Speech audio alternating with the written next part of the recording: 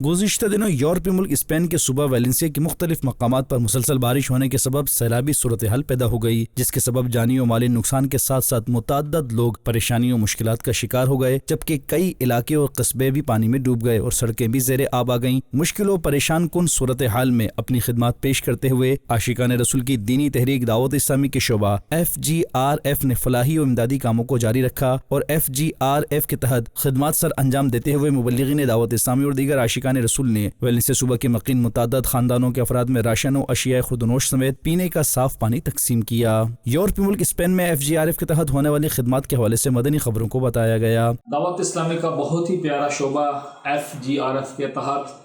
اس وقت ہم ویلنسیا کے اس علاقے میں موجود ہیں جو سیلاب کی وجہ سے متاثر ہوا، اور وہ متاثرین اور پریشان حال لوگ ان کے اندر ضروریات زندگی کا سامان تقسیم کرنے کا سلسلہ ہو رہا۔ مدنی چینل کے ناظرین، آپ بھی دعوت اسلامی کے تحت دینی کاموں میں پیش رہتے ہوئے دین متین کی خدمت میں اپنا حصہ شامل کیجیے۔